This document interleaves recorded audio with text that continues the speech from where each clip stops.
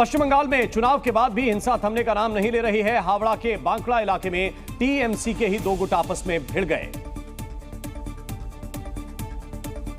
जिसके बाद दोनों ओर से जमकर हंगामा हुआ और पत्थरबाजी और बमबारी हुई। और बताया जा रहा है कि बांकड़ा पंचायत के प्रधान माफिजुल उर्फ मिंटू के घर पर हमला हुआ है। हमला करने का आरोप शेख फारूक पर लगा है, जिसके बाद दूसरे गुट ने भी हमला शुरू कर दिया। ऐसा बताया जा रहा है कि शेख फारूक घर बना रहे थे, तभी माफिजुल ने उन्हें रोका, जिसके बाद दोनों में झड़प हो गई। मौके पर पहुंची केंद्रीय सुरक्षा बल की टीम ने स्थिति पर काबू पाया। दोनों कपड़े का कारोबार करते हैं। इसी सिलसिले में पैसों के लेन देन को लेकर दोनों के बीच कई दिनों से तनाव चल रहा था, जिसने आज हिंसक रूप ले लिया। इस मुंशीडांगा एरिया में फिर और एक बार टीएमसी के दो पक्ष, जो पंचायत मेंबर है उसके साथ तृणमूल का एक जो सपोर्टर है, उन दोनों का साथ लड़ाई हो गया और इस एरिया में लगातार पत्थरबाजी या बॉम्बिंग का घटना भी हुआ।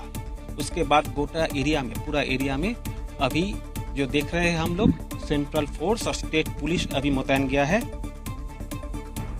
जम्मू कश्मीर के रियासी में शिव मंदिर में तोड़फोड़ के बाद तनाव बढ़ गया। घटना के विरोध में लोग सड़क पर उतर आए और जमकर प्रदर्शन किया। आरोप है कि बीती रात कुछ लोगों ने धारमाड़ी इलाके के थुरु गांव में एक शिव मंदिर में तोड़फोड़ की और शिवलिंग के साथ साथ मंदिर में कई और मूर्तियों को खंडित कर दिया और मंदिर का पूरा सामान बिखेर दिया। शिव मंदिर में तोड़फोड़ की जानकारी स्थानीय लोगों और हिंदू संगठनों को लगी तो गांव में हंगामा मच गया। वीएचपी और दूसरे हिंदू संगठन आरोपियों की गिरफ्तारी की मांग को लेकर सड़क पर उतर आए और सड़क पर टायर जलाकर प्रदर्शन किया। घटना की जानकारी मिलने पर डिप्टी कमिश्नर भी मौके पर पहुंचे और उन्होंने मामले के दोषियों पर जल्द कार्रवाई की बात कही। जो भी रियासी का, डिस्ट्रिक्ट का किसी भी तरीके से माहौल खराब करने की कोशिश कर रहे हैं, उनको बख्शा नहीं जाएगा। डीसी के आश्वासन के बावजूद लोगों का गुस्सा शांत नहीं हुआ। लोगों ने प्रशासन को इस मामले में शामिल लोगों को गिरफ्तार करने के लिए 24 घंटे का वक्त दिया है और आरोपियों की गिरफ्तारी न होने पर बड़े प्रदर्शन की चेतावनी दी है। जम्मू कश्मीर में चल रही अमरनाथ यात्रा के बीच घाटी में तनाव पैदा करने की लगातार कोशिश की जा रही है। आज रियासी के शिव मंदिर में तोड़फोड़ की गई तो शनिवार को कठुआ में पत्थरबाजी की गई। जम्मू कश्मीर में शांतिपूर्वक चल रही अमरनाथ यात्रा के बीच कुछ उपद्रवी जम्मू को अशांत करने की कोशिशों में जुटे हैं। रियासी के मंदिर में तोड़फोड़ से पहले शनिवार को कठुआ में भी माहौल खराब करने की कोशिश की गई और कठुआ के कल्याणपुर में सरकारी जमीन पर बनी मस्जिद से कब्जा हटाने गई पुलिस टीम पर समुदाय विशेष के लोगों ने पथराव किया। जम्मू के दो इलाकों में 48 घंटे के भीतर तनाव फैलाने की कोशिश के पीछे साजिश की आशंका जताई जा रही है, क्योंकि अगर घाटी में तनाव बढ़ा तो अमरनाथ यात्रा की सुरक्षा में लगे जवानों की तैनाती में कमी आ सकती है और आतंकी किसी बड़ी घटना को अंजाम दे सकते हैं।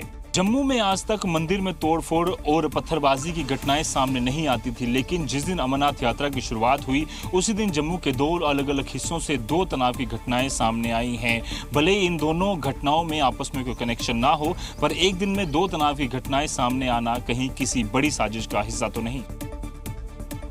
यूपी में बुलडोजर आज भी एक्शन में नजर आया। ताजा मामला मुरादाबाद से सामने आया, जहां बदमाशों के घर पर बाबा का बुलडोजर गरजा। दरअसल बदमाशों ने एक महिला को घर से अगवा करने की कोशिश की और विरोध करने पर परिवार वालों पर गोलियां बरसाने लगे, जिसके बाद पुलिस ने कार्रवाई करते हुए 6 आरोपियों में से 2 बदमाशों को आज सुबह मुठभेड़ में गिरफ्तार किया। इस मुठभेड़ में आरोपी महफूज गोली लगने से घायल हो गया, साथ ही एक पुलिसकर्मी भी घायल हुआ, जिसके बाद मुरादाबाद के एसपी सिटी अखिलेश भदौरिया के निर्देश पर दोनों आरोपियों के घर पर बुलडोजर चलाया और अवैध तरीके से निर्माण को गिराया गया। जो अवैध अतिक्रमण था उसको मौके से हटाया गया है पुलिस और राजस्व विभाग की संयुक्त कार्रवाई के तहत, और उसी के तहत ये अभियुक्त महफूज और अभियुक्त भूरा, इनके यहाँ पर कार्रवाई हुई है। आपको बता दें कि इस पूरे मामले में मुख्य आरोपी मुस्लिम है, जिस पर 25,000 का इनाम घोषित कर दिया गया और 2 दिन पहले ही उसके घर पर बुलडोजर भी चलाया गया था। संसद के सत्र में बीजेपी ने इमरजेंसी के मुद्दे पर कांग्रेस को घेरा तो अब सोनिया गांधी का जवाब भी सामने आ गया है। इमरजेंसी का जवाब सोनिया गांधी ने बुलडोजर एक्शन का मुद्दा उठाकर दिया। चूंकि संसद सत्र में बीजेपी की तरफ से इमरजेंसी के मुद्दे पर कांग्रेस पार्टी को जमकर घेरा गया। बीजेपी ने आरोप लगाया कि इमरजेंसी को लगाकर कांग्रेस पार्टी ने तानाशाही की। बीजेपी ने कहा कि लोगों पर अत्याचार किया गया और उनके मौलिक अधिकार खत्म कर दिए गए। तो वहीं अब सोनिया गांधी ने बुलडोजर एक्शन पर सवाल उठाते हुए कहा है कि प्रधानमंत्री नरेंद्र मोदी टकराव को बढ़ावा देते हैं। सोनिया गांधी ने आरोप लगाया कि तीसरी बार मोदी सरकार बनने के बाद अल्पसंख्यकों के खिलाफ हिंसा और धमकी का अभियान एक बार फिर तेज हो गया है। उन्होंने आरोप लगाया कि बीजेपी शासित राज्यों में बुलडोजर सिर्फ और सिर्फ अल्पसंख्यकों के घरों को जमींदोज कर रहे हैं। चूंकि सोनिया गांधी ने आरोप लगाया कि बुलडोजर कार्रवाई में लोगों को मजहब के आधार पर सजा दी जा रही है, इसलिए बीजेपी सोनिया गांधी के इस बयान से बुरी तरह भड़क गई। तो कांग्रेस क्यों इमरजेंसी का पाप ढोती है? 50 साल हो गए ना, माफी मांगे क्या? बीजेपी लेख में लिखे गए सोनिया गांधी के सभी दावों को झूठा बता रही है। बीजेपी ने विभाजन, कलह और नफरत की राजनीति करने वाले सोनिया गांधी के आरोपों को भी खारिज कर दिया है। पश्चिम बंगाल में एक बार फिर राज्यपाल और मुख्यमंत्री आमने सामने हैं। पश्चिम बंगाल के राज्यपाल सीवी आनंद बोस ने ममता सरकार के आर्थिक संकट में होने का दावा किया। और पश्चिम बंगाल के राज्यपाल सीवी आनंद बोस ने दावा किया कि ममता सरकार आर्थिक संकट से जूझ रही है। राज्यपाल सीवी आनंद बोस ने मांग की है कि सीएम ममता बनर्जी संविधान के अनुच्छेद 167 का इस्तेमाल करें और श्वेत पत्र लेकर आएं। राज्यपाल आनंद बोस ने कहा कि पश्चिम बंगाल की राजकोषीय हालत ठीक नहीं है और पश्चिम बंगाल वित्तीय संकट का सामना कर रहा है। It is very disturbing, shocking, shattering to see that West Bengal is facing a financial breakdown. राज्यपाल ने बंगाल की आर्थिक हालत ठीक नहीं होने का दावा किया तो इस पर कांग्रेस का बयान भी सामने आया। कांग्रेस नेता अधीर रंजन चौधरी ने राज्यपाल पर ही निशाना साध दिया। आर्थिक मामलों के मुद्दे पे राज्यपाल कुछ कह सकते हैं, लेकिन कदम उठाने की कोई उनके पास क्षमता नहीं है। ये देश की वित्त मंत्रालय है, फिनांस कमीशन है, सारे ये देखेंगे। वहीं टीएमसी ने इन आरोपों को झूठा बताया। टीएमसी ने राज्यपाल आनंद बोस पर झूठ बोलने का आरोप लगाया। वहीं टीएमसी ने बंगाल में आर्थिक संकट होने की बात से भी इनकार किया। यूपी की नगीना लोकसभा सीट से सांसद चंद्रशेखर का एक बयान चर्चा का विषय बन गया। उन्होंने कहा कि जब कांवड़ यात्रा के लिए सारे रास्ते बंद हो सकते हैं तो ईद पर नमाज पढ़ने से किसी को क्या दिक्कत हो सकती है। और उनके बयान का एक वीडियो सोशल मीडिया पर वायरल हो गया। दावा किया गया कि ये वीडियो 23 जून का है। इस वीडियो में चंद्रशेखर ये कहते दिखाई दिए कि जब कांवड़ यात्रा के लिए सारे रास्ते अस्पताल बंद हो सकते हैं तो ईद पर 20 मिनट के लिए नमाज पढ़ने से किसी को दिक्कत क्यों? अगर 20 मिनट उनकी नमाज के लिए व्यवस्था हो जाए, 20 मिनट को अगर रास्ता बदल जाए, किसी को बुरा नहीं लगेगा। और अगर कोई कहता हो हिंदू धर्म को मानने वाला व्यक्ति कि भाई मैं इससे सहमत नहीं, तो वो भी अपने धर्म के साथ नहीं है। दरअसल चंद्रशेखर बिजनौर के नजीबाबाद में एक सभा को संबोधित करने पहुंचे थे, जहां उन्होंने ये बयान दिया। इस दौरान उन्होंने ये भी कहा कि जो दूसरे धर्म का सम्मान नहीं करते वो किसी भी धर्म के नहीं हो सकते। देश की राजधानी दिल्ली में हिंदू संगठनों के कार्यकर्ताओं ने असदुद्दीन ओवैसी के खिलाफ जमकर प्रदर्शन किया। इस प्रदर्शन में विश्व हिंदू परिषद और बजरंग दल के सैकड़ों कार्यकर्ता शामिल हुए, जिन्होंने संसद में शपथ लेने के दौरान ओवैसी के फिलिस्तीन के समर्थन में नारे लगाने पर नाराजगी जताई। जंतर मंतर पर जुटे इन कार्यकर्ताओं ने आगे बढ़ने की कोशिश की, लेकिन पहले से तैनात पुलिस वालों ने बैरिकेड लगाकर उन्हें आगे बढ़ने से रोक दिया, जिसके बाद कार्यकर्ता बैरिकेड पर चढ़ गए और प्रदर्शन करने लगे। प्रदर्शनकारियों ने ओवैसी के खिलाफ कानून के तहत कार्रवाई की मांग की। हम उनको ये बताना चाहते थे कि जिस प्रकार का षड्यंत्र उन्होंने भारत की संसद में जाकर के किया है, ऐसे षड्यंत्र की हम घोर निंदा भी करते हैं और हम उसका पुरजोर विरोध भी करेंगे। इससे पहले भी कुछ लोगों ने दिल्ली स्थित ओवैसी के घर के बाहर लगी नेम प्लेट पर स्याही फेंककर अपना विरोध जताया था। राष्ट्रीय जांच एजेंसी यानी एनआईए ने तमिलनाडु के 10 ठिकानों पर एक साथ छापा मारा तो हड़कंप मच गया। ये छापेमारी प्रतिबंधित आतंकवादी संगठन हिज़्ब उत तहरीर की जांच के सिलसिले में की गई, जिसकी अलग अलग शहरों से छापेमारी की तस्वीरें भी सामने आईं। एनआईए ने तमिलनाडु के त्रिची, इरोड और तंजावुर में छापा मारा। ये छापेमारी अंतर्राष्ट्रीय इस्लामी संगठन हिज़्ब उत तहरीर के 6 सदस्यों की गिरफ्तारी के बाद की गई। दरअसल हिज़्ब उत तहरीर के 6 सदस्यों को मई महीने में गिरफ्तार किया गया था। सभी 6 सदस्यों की गिरफ्तारी चुनाव के खिलाफ दुष्प्रचार करने और देश विरोधी गतिविधियां करने के आरोप में हुई थी। बताया जाता है कि आतंकी संगठन हिज़्ब उत तहरीर की स्थापना फिलिस्तीन में हुई थी और ये आतंकी संगठन लोकतंत्र में विश्वास नहीं रखता। इस आतंकी संगठन का मकसद इस्लामी राष्ट्र के वजूद को जिंदा करना है। 40 से ज्यादा देशों में इसकी एक्टिव ब्रांच हैं और ये आतंकी संगठन भारत में भी अपनी जड़ें मजबूत करने में जुटा था, लेकिन एनआईए ने इसके सदस्यों को गिरफ्तार करके इनके आकाओं की कमर तोड़ दी।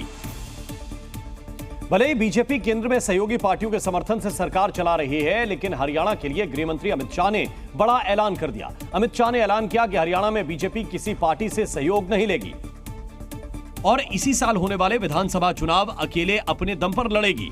गृह मंत्री अमित शाह ने यह बात बीजेपी के प्रदेश कार्यकारिणी बैठक को संबोधित करते हुए कही। दरअसल हरियाणा में इसी साल अक्टूबर महीने में चुनाव हो सकते हैं, लिहाजा बीजेपी ने अभी से तैयारियां शुरू कर दी हैं। गृह मंत्री अमित शाह ने ऐलान किया कि बीजेपी सीएम नायब सिंह सैनी के नेतृत्व में चुनाव लड़ेगी और जीतेगी भी। अमित शाह ने कहा कि बीजेपी को किसी बैसाखी की जरूरत नहीं है। वहीं उन्होंने कहा कि प्रधानमंत्री नरेंद्र मोदी के मार्गदर्शन और सीएम नायब सिंह सैनी के नेतृत्व पर जनता को पूरा भरोसा है। इसके अलावा अमित शाह ने हरियाणा में बीजेपी की जीत के लिए कई सुझाव भी दिए। अमित शाह ने पार्टी नेताओं से हरियाणा में एक एक घर पर जाकर प्रचार करने की अपील की और साफ संदेश दिया कि इस काम में कोई भी लापरवाही ना बरते। अयोध्या में रामलला की प्राण प्रतिष्ठा के बाद धार्मिक पर्यटन बढ़ा है। केंद्र और राज्य सरकार ने तमाम विकास के काम किए और अब योगी सरकार अयोध्या को दुनिया का सर्वोत्तम शहर बनाने की योजना पर काम कर रही है, जिसके लिए साल 2033 का लक्ष्य रखा गया है। इसके लिए भारतीय उद्यमिता संस्थान अहमदाबाद ने एक विशेष स्टडी की है।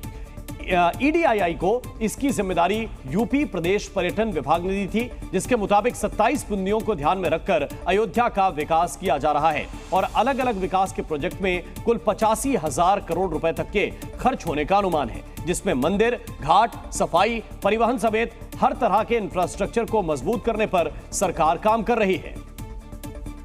नीट पीजी परीक्षा की अगली तारीख का ऐलान जल्द ही किया जाएगा। बताया गया कि राष्ट्रीय परीक्षा बोर्ड अगले 2 दिनों के अंदर नीट पीजी परीक्षा की तारीख का ऐलान कर देगा, जिसकी जानकारी खुद शिक्षा मंत्री धर्मेंद्र प्रधान ने दी। हरियाणा के पंचकुला में मीडिया को संबोधित करते हुए धर्मेंद्र प्रधान ने कहा कि राष्ट्रीय परीक्षा बोर्ड अगले 2 दिन के अंदर नई तारीख की घोषणा करेगा। नीट पीजी के एग्जामिनेशन भी डेफर हुआ था। आई थिंक एनबी की ही काम है। एनबी जल्दी ही उसकी डेट्स मेरी जानकारी में जल्द ही 1-2 दिन, शायद सोमवार मंगलवार तक डेट आ जाएगी। इससे पहले परीक्षा होने से कुछ घंटे पहले ही नीट पीजी परीक्षा को रद्द कर दिया गया था। ये परीक्षा इसी महीने की 23 तारीख को होने वाली थी, लेकिन परीक्षा से ठीक कुछ घंटे पहले सरकार की ओर से इसे स्थगित करने की घोषणा की गई थी, जिस पर छात्रों ने काफी नाराजगी भी जताई थी। नीट परीक्षा पेपर लीक मामले में EOU यानी आर्थिक अपराध इकाई 8 जुलाई से पहले अपनी जांच रिपोर्ट सुप्रीम कोर्ट में सौंप देगी। कोर्ट के आदेश के बाद EOU जांच रिपोर्ट को अंतिम रूप देने में जुटी है और दावा है कि इस रिपोर्ट में पेपर लीक से संबंधित पुख्ता सबूत होंगे। नीट पेपर लीक मामले की जांच का जिम्मा CBI को सौंपे जाने से पहले EOU पूरे मामले की तफ्तीश में जुट गई है। जांच के दौरान EOU ने इस मामले से जुड़े कई अहम सबूत जुटाए। जानकारी के मुताबिक EOU की रिपोर्ट में पेपर लीक के पुख्ता सबूत दिए जाने की तैयारी है।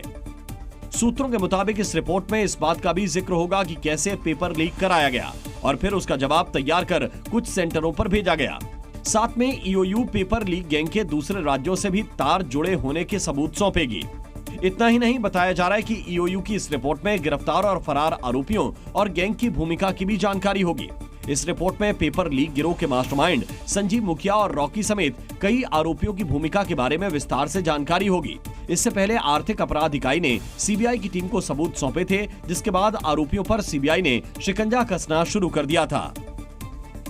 इस बीच नीट पेपर लीक मामले में CBI ने कार्रवाई तेज कर दी। इस मामले में हजारीबाग का एक प्रोफेसर CBI के रडार पर है। खबर है कि इस प्रोफेसर ने ही पेपर का जवाब तैयार कराया था, जिसके बाद CBI की पूरी जांच इस प्रोफेसर के इर्द गिर्द सिमट कर रह गई है। सूत्रों के हवाले से जो जानकारी मिली है उसके मुताबिक पेपर लीक के मास्टरमाइंड संजीव मुखिया के करीबी राकेश उर्फ रॉकी को पेपर मिला, जिसके बाद रॉकी ने हजारीबाग के एक प्रोफेसर को पेपर भेजा। इस प्रोफेसर ने पटना और रांची के 10 डॉक्टरों को यह पेपर भेजा और उनसे इसका जवाब तैयार करवाया। जवाब तैयार होने के बाद प्रोफेसर ने इसे रॉकी को वापस भेज दिया। रॉकी ने ये जवाब सबसे पहले पटना के चिंटू के मोबाइल पर भेजे और उसके बाद दूसरी जगहों पर भेजकर छात्रों को जवाब रटवाए गए। इतना ही नहीं, आरोप है कि पेपर लीक का खुलासा ना हो, इसके लिए रॉकी ने नया मोबाइल और नए सिम से सबको पेपर और उसका जवाब भेजा। मामले के खुलासे के बाद से ही संजीव मुखिया और रॉकी फरार हैं, जिनकी तलाश जारी है। बिहार में एक के बाद एक कई पुल गिरने की घटनाओं पर सियासत गर्मा गई। पुल टूटने की घटनाओं के बाद जहां विपक्ष राज्य सरकार पर हमलावर दिखा, वहीं केंद्रीय मंत्री जीतन राम मांझी ने इसके पीछे साजिश होने का अंदेशा जताया। साथ ही इसकी जांच कराने की मांग की। जीतन राम मांझी ने पुल गिरने की घटनाओं पर चिंता जताते हुए कहा कि ऐसा क्या हुआ कि पिछले एक महीने में अचानक ऐसी घटनाएं बढ़ गईं? कहीं इसके पीछे सरकार को जानबूझकर बदनाम करने की साजिश तो नहीं है। लेकिन इसमें एक बात और नजर आती है, ऐसा लगातार क्या हो रहा है कि बार बार पुल टूट रही है। पहले काहे नहीं टूट रही थी पुल एक महीना पहले, अब क्यों ऐसा हो रहा है? हमको लगता है कहीं नहीं इसमें कहीं कुछ साजिश भी है। हालांकि इसके साथ ही उन्होंने पुल बनाने वाले ठेकेदार और इंजीनियर समेत इसमें शामिल सभी लोगों पर सख्त कार्रवाई की मांग भी की। दरअसल पिछले कुछ दिनों में बिहार के अलग अलग इलाकों में 5 पुल गिर चुके हैं, जिसके बाद राज्य सरकार सवालों के घेरे में है। यूपी के आगरा में एक पत्नी की बेवफाई ने पति को परेशान कर दिया। पति का आरोप है कि उसने मजदूरी करके पत्नी को पढ़ाया लिखाया, लेकिन जैसे ही पत्नी को नौकरी मिली उसने उसे छोड़ दिया और पत्नी ने नर्स बनते ही ये कहकर साथ रहने से इनकार कर दिया कि वो अनपढ़ पति के साथ नहीं रहना चाहती। पति का आरोप है कि जब उसने अपनी पत्नी को समझाने की कोशिश की तो पत्नी ने उस पर मारपीट का आरोप तक लगा दिया। ये मामला परामर्श केंद्र तक पहुंच गया है। परामर्श केंद्र में पति पत्नी को साथ बैठाकर गिले शिकवे दूर करने की तमाम कोशिशें की गईं, लेकिन पत्नी मजदूरी करने वाले अपने पति के साथ रहने को किसी भी कीमत पर तैयार नहीं हुई। लड़के का कहना ये था कि सर मैं राजमिस्त्री का कार्य करता हूँ और जब मेरी शादी हुई थी तो लड़की अनपढ़ थी। मैंने इसको पढ़ाया, 8वीं कराई, 10वीं कराई, 12वीं कराई, इसकी एक नौकरी भी लगी सर। अब ये मेरे साथ नहीं रहना चाहती। चूंकि दोनों के 3 बच्चे भी हैं और इसलिए बच्चों की खातिर पति अपनी पत्नी से तलाक नहीं चाहता, लेकिन पत्नी साथ रहने को राजी नहीं है। 2008 में हमारी शादी हुई थी। अब इसका लड़के का कहना यह था कि सर इसके दूसरे लड़के से संबंध है, वो लड़का प्राइवेट जॉब भी करता है। मुंबई बम ब्लास्ट केस में उम्र कैद की सजा काट रहा गैंगस्टर अबू सलेम जल्द ही जेल से छूट सकता है। मुंबई की एक विशेष अदालत ने अबू सलेम को सजा में छूट दी है और मुंबई सेशन कोर्ट से अबू सलेम को बड़ी राहत मिली है। अबू सलेम की 12 साल की सजा कम होगी। दरअसल अबू सलेम पर अभी 2 केस चल रहे हैं। गैंगस्टर अबू सलेम मुंबई में हुए मार्च 1993 ब्लास्ट मामले में आरोपी है। वहीं अबू सलेम पर बिल्डर प्रदीप जैन के मर्डर का दूसरा केस भी चल रहा है। दोनों ही मामलों में अबू सलेम को उम्र कैद की सजा हुई है। अबू सलेम साल 2005 से जेल में बंद है। 2005 में अबू सलेम को पुर्तगाल से पकड़कर लाया गया था, लिहाजा कोर्ट में एक याचिका दायर करके अबू सलेम ने पुर्तगाल के कानून का हवाला दिया और कोर्ट में कहा कि पुर्तगाल के कानून के तहत उसे 25 साल से ज्यादा सजा नहीं दी जा सकती। वहीं मुंबई बम ब्लास्ट मामले में अबू सलेम को उम्र कैद की सजा हुई है, लेकिन उसका कहना है कि महाराष्ट्र में उम्र कैद की सजा का समय 14 साल है, इसलिए उसकी सजा कम की जाए। चूंकि अबू सलेम को जेल में सजा काटते हुए 19 साल बीत चुके हैं, लिहाजा अबू सलेम ने कोर्ट से राहत देने की मांग की है। तीसरी बार प्रधानमंत्री बनने के बाद नरेंद्र मोदी ने पहली बार मन की बात की। करीब 4 महीने के बाद उन्होंने इस कार्यक्रम के जरिए देश को संबोधित किया। पीएम के मन की बात का ये 111वां एपिसोड था, जिसमें देश को संबोधित करते हुए प्रधानमंत्री ने कहा कि ये रेडियो प्रोग्राम भले ही कुछ महीने बंद रहा हो, लेकिन मन की बात की जो आत्मा है, देश में, समाज में सकारात्मक असर डालने वाले काम निरंतर चलते रहे। इस दौरान उन्होंने लोकसभा चुनाव को कई मायनों में अलग बताते हुए देश की जनता को धन्यवाद भी दिया। मैं आज देशवासियों को धन्यवाद भी करता हूँ कि उन्होंने हमारे संविधान और देश की लोकतांत्रिक व्यवस्थाओं पर अपना अटूट विश्वास दोहराया है। 24 का चुनाव दुनिया का सबसे बड़ा चुनाव था। इस दौरान पीएम मोदी ने एक पेड़ मां के नाम अभियान का जिक्र करते हुए सिर्फ देशवासियों से नहीं बल्कि दुनिया के सभी देशों के लोगों से यह अपील की कि अपनी मां के साथ मिलकर या उनके नाम पर एक पेड़ जरूर लगाएं। इस वर्ष विश्व पर्यावरण दिवस पर एक विशेष अभियान शुरू किया गया है। इस अभियान का नाम है एक पेड़ मां के नाम। मैंने भी एक पेड़ अपनी मां के नाम लगाया है। मन की बात के दौरान पीएम मोदी ने अराकू कॉफी का भी जिक्र किया। उन्होंने कहा कि भारत के कई प्रोडक्ट्स की दुनिया भर में बहुत डिमांड है। ऐसा ही प्रोडक्ट है अराकू कॉफी। यह आंध्र प्रदेश के अल्लूरी सीताराम राजू जिले में पैदा होती है और ये अपने रिच फ्लेवर अरोमा के लिए जानी जाती है। इसके साथ ही पीएम ने पेरिस ओलंपिक में शामिल होने वाले खिलाड़ियों को शुभकामनाएं भी दी। और 15 दिन पहले तक पूरा देश भीषण गर्मी से जूझ रहा था, लेकिन अब बारिश लोगों को रुला रही है। उत्तराखंड के हरिद्वार में मॉनसून की पहली बारिश ने ही लोगों का दम निकाल दिया है। और हरिद्वार में गंगा नदी पर आई बाढ़ से जिंदगी खतरे में है। हरिद्वार से जो तस्वीरें सामने आ रही हैं, वो बहुत डराने वाली हैं। यहाँ गंगा के तेज बहाव में 3 लग्जरी गाड़ियां खिलौने की तरह बहती नजर आईं।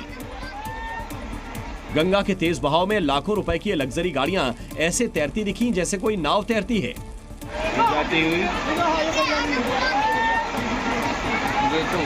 ऐसा नहीं है कि इन गाड़ियों के मालिक कोई स्टंट कर रहे थे या फिर नदी में ही कार को उतार दिया था। ये तीनों गाड़ियां गंगा के घाटों के किनारे खड़ी थीं, लेकिन लहरें आईं और गाड़ियों को तिनकों की तरह अपने साथ बहा कर ले गई और इनके मालिक कुछ नहीं कर सके।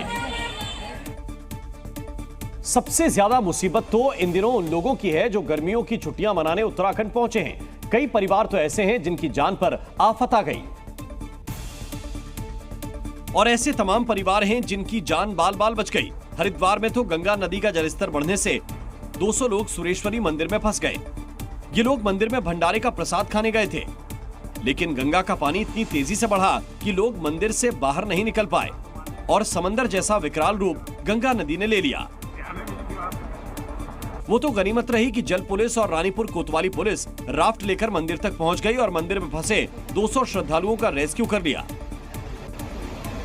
इस विकराल बाढ़ के बाद अब उत्तराखंड पुलिस भी लोगों से कुछ दिनों तक गंगा से दूरी बनाने की अपील कर रही है, इसलिए जल स्तर से दूर रहें और नदी के किनारे से दूर रहें। उत्तराखंड पुलिस के जवान लगातार ये अपील कर रहे हैं कि जान जोखिम में न डालें। सुरक्षित नहाएं और सुरक्षित अपने घर पहुँचे।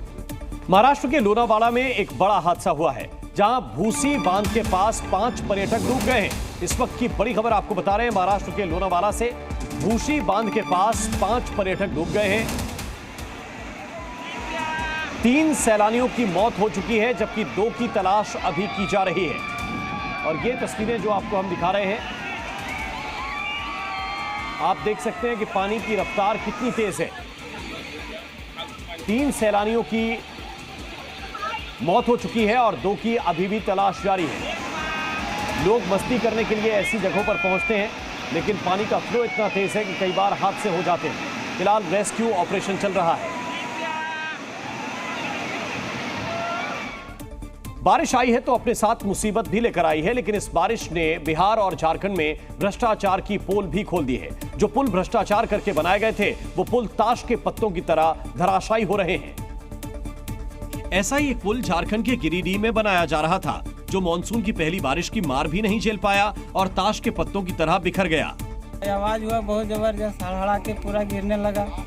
इस बारिश में सबसे ज्यादा सावधानी बरतने की जरूरत है, क्योंकि बिहार के जहानाबाद के सदर अस्पताल में जब बारिश का पानी भर गया तो यहाँ रखी ऑक्सीजन मशीन में करंट आने लगा, जिसके बाद आनन फानन में अस्पताल की बिजली काटी गई और मशीनों को बंद कराकर 7 बच्चों की जान बचाई गई। देख रेख भी कैसे करेंगे जब करंट आ जाता है मशीन में। यूपी के 50 जिलों में तो भारी बारिश का अलर्ट जारी किया गया है। मौसम विभाग का अनुमान है कि बांदा, चित्रकूट, महोबा, वाराणसी, अयोध्या और लखनऊ समेत 50 जिलों में अगले 4 दिनों तक गरज चमक के साथ बारिश होगी। चूंकि बादल गरजने के साथ आकाशीय बिजली गिरने की संभावना है, लिहाजा प्रशासन ने लोगों से सतर्क रहने की अपील की है। जब एक बच्चा जन्म लेता है तो उसे 6 महीने तक मां का दूध ही पिलाया जाता है। 6 महीने के होने के बाद बच्चे को ठोस आहार खिलाना शुरू किया जाता है।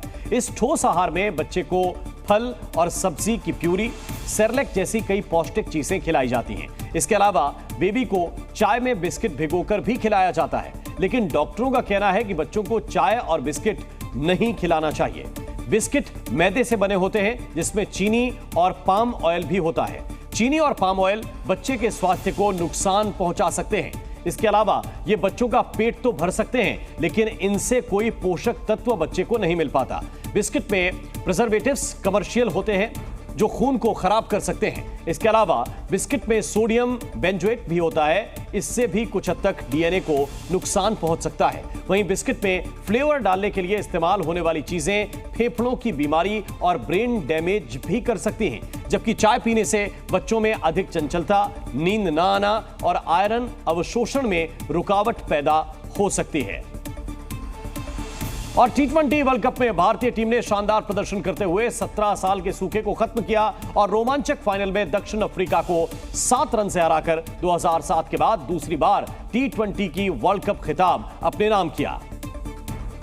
बारबाडोस में खेले गए फाइनल मुकाबले में भारत ने टॉस जीतकर पहले बल्लेबाजी करते हुए दक्षिण अफ्रीका के सामने जीत के लिए 177 रनों का लक्ष्य रखा, लेकिन अफ्रीकी टीम 20 ओवर में 169 रन ही बना सकी और टीम इंडिया 7 रन से मुकाबला जीतकर T20 की वर्ल्ड चैंपियन बन गई। भारत की इस ऐतिहासिक जीत में बल्लेबाजों और गेंदबाजों दोनों ने शानदार प्रदर्शन किया। बल्लेबाजी में जहां विराट कोहली ने 76, अक्षर पटेल ने 47 और शिवम दुबे ने 27 रन बनाए, वहीं गेंदबाजी में हार्दिक पांड्या ने 3, जसप्रीत बुमराह और अर्शदीप सिंह ने 2-2 विकेट झटके। फाइनल मुकाबले में 59 गेंदों पर 76 रनों की शानदार पारी खेलने वाले विराट कोहली को मैन ऑफ द मैच और वर्ल्ड कप के 8 मैचों में 15 विकेट झटकने वाले जसप्रीत बुमराह को मैन ऑफ द सीरीज चुना गया।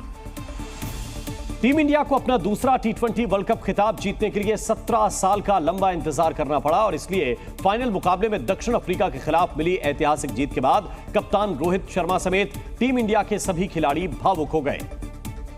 दक्षिण अफ्रीका पर 7 रन से खिताबी जीत हासिल करते ही मैदान पर टीम इंडिया के खिलाड़ियों का इमोशनल मोमेंट देखने को मिला। इस दौरान कप्तान रोहित शर्मा, हार्दिक पांड्या और विराट कोहली बच्चों की तरह मैदान में ही रोते दिखे। खिताबी जीत मिलते ही कप्तान रोहित शर्मा भावुक होकर मैदान पर ही जमीन पर लेट गए और फिर विराट कोहली के साथ गले मिलकर बच्चों की तरह रोते दिखाई दिए और फिर मैदान के बीच में तिरंगा लगाकर दुनिया को क्रिकेट में भारत की ताकत का एहसास दिलाया। इमोशनल पल खत्म होने के बाद अब टीम इंडिया के जश्न मनाने की बारी थी और खिलाड़ियों ने 17 साल बाद फिर से मिली इस कामयाबी का जश्न भी शानदार तरीके से मनाया। T20 वर्ल्ड कप की ट्रॉफी पर कब्जे के साथ कोच राहुल द्रविड़ का कार्यकाल भी पूरा हो गया। कप्तान रोहित शर्मा और विराट कोहली साथी खिलाड़ियों के साथ मिलकर कोच राहुल द्रविड़ को हवा में उछालते दिखे और उनकी विदाई को यादगार बना दिया।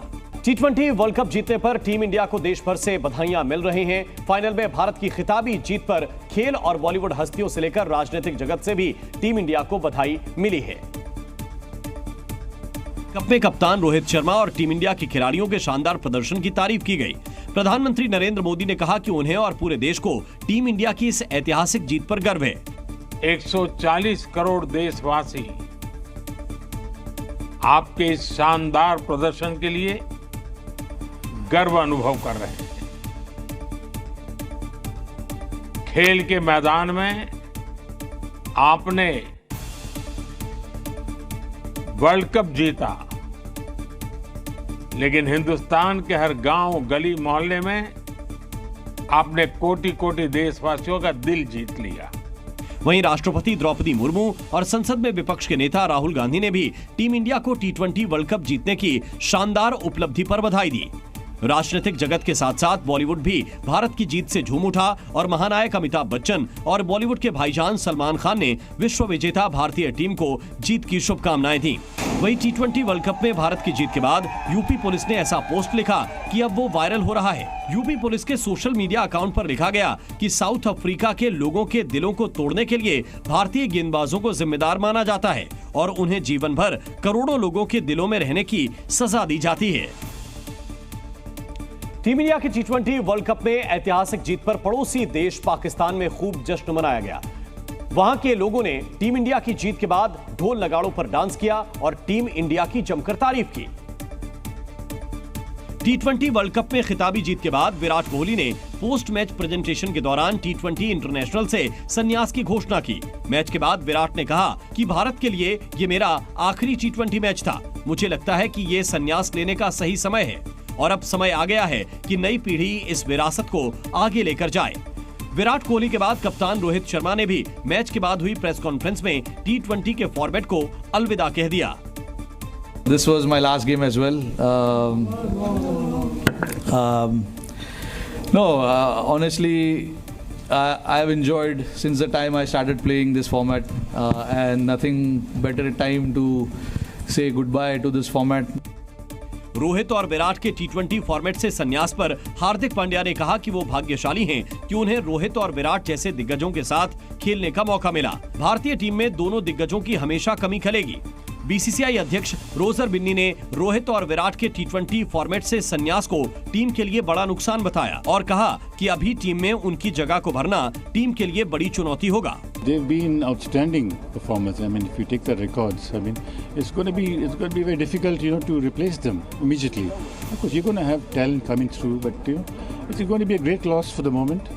But hopefully, we should get some young cricketers. General Upendra Dwivedi ने आज भारतीय थल सेना के प्रमुख का पदभार संभाल लिया।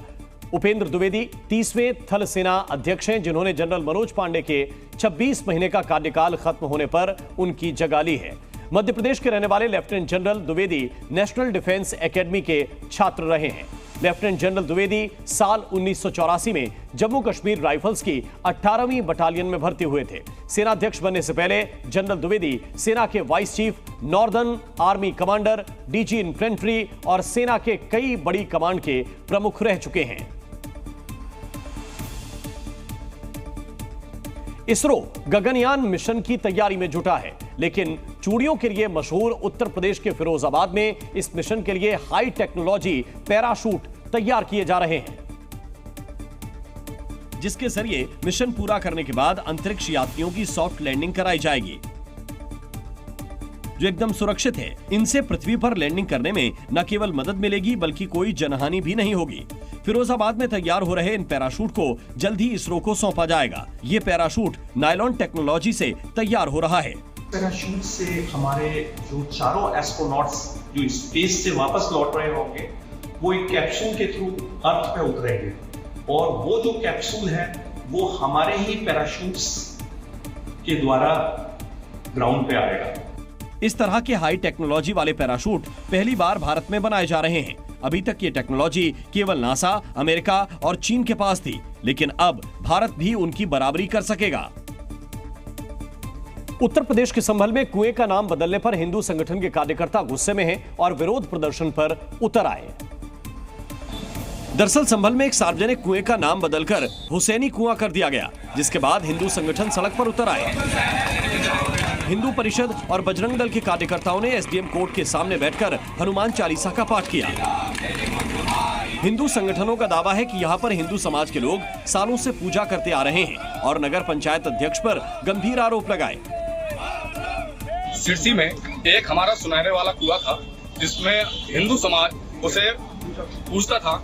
अब जहाँ पर वो चेयरमैन है, उस चेयरमैन ने उस नरेगा के नाम पर भारत चौक बनाकर उसका नाम एक सुनहरी चौक कर दे दिया, हुसैनी चौक नाम दे दिया, जिससे कि हिंदुओं पर दबाव बनाया और वहाँ से धीरे धीरे हिंदू प्लान करने लगा है। और हम चाहते हैं कि ये द्वारा हटे और फिर से उस सुनहरे कुएं को वापसी हमें दिलाया जाए। दरअसल ऐसा बताया जा रहा है कि सिरसी नगर पंचायत इलाके का ये कुआं कई सालों से बंद था और इसका सौंदर्यीकरण करने के बाद इसका नाम बदलकर हुसैनी कुआं कर दिया गया। यूपी के बुलंदशहर में फूड सेफ्टी विभाग की टीम ने एक बड़ी कार्रवाई की, जिसमें नकली दूध बनाने के काले कारोबार का खुलासा हुआ। कार्रवाई के दौरान नकली दूध बनाने के लिए सॉर्बिटोल, भारी मात्रा में पाम ऑयल, 15 बोरे वे पाउडर समेत केमिकल भी बरामद हुआ। फूड सेफ्टी विभाग की टीम ने 50 लीटर नकली दूध भी जब्त किया। छापेमारी के दौरान केमिकल से नकली दूध तैयार किया जा रहा था, जिसे फिकवा दिया गया। साथ ही केमिकल, वे पाउडर समेत सभी सामग्री की सैंपलिंग की गई। आपको बता दें कि हरित प्रदेश कंपनी के चिलिंग सेंटर की आड़ में ये नकली दूध बनाया जा रहा था। वहीं इस दूध की सप्लाई दिल्ली एनसीआर में होती थी। देश में जहां एक तरफ हर क्षेत्र में टेक्नोलॉजी बढ़ती नजर आ रही है, चाहे वो खेती हो, किसानी हो, वहीं एमपी में किसान पारंपरिक तरीके से खेती करते दिखे। ये तस्वीर रतलाम के सांबलिया रूंडी गांव की है, जहां किसान ट्रैक्टर और मशीनों से नहीं, हल और 2 बैलों के साथ खेत में जुताई करता नजर आया। वहीं किसान का परिवार उसकी मदद करता दिखा और हाथ से खेत में एक एक दाने की बुआई भी करता नजर आया। ये पारंपरिक तरीके की खेती आज के समय में मुश्किल से ही नजर आती है। दरअसल ये गाँव के छोटे किसान हैं, जिनके पास ज्यादा संसाधन उपलब्ध नहीं हो पाए, जिसकी वजह से ये किसान पारंपरिक तरीके से खेती कर गुजारा करते दिखाई दिए। हर साल की तरह इस साल भी उत्तर प्रदेश में वन विभाग की कई करोड़ पौधे लगाने की योजना है और इस योजना के तहत लखनऊ में करीब 39 लाख पौधे लगाए जाएंगे। इसके साथ ही अलग अलग इलाकों में 4 वाटिकाएं भी बनाई जाएंगी, जिनमें विरासत वृक्ष वाटिका, वानर वाटिका, शक्ति वाटिका और आयुष वाटिका शामिल हैं।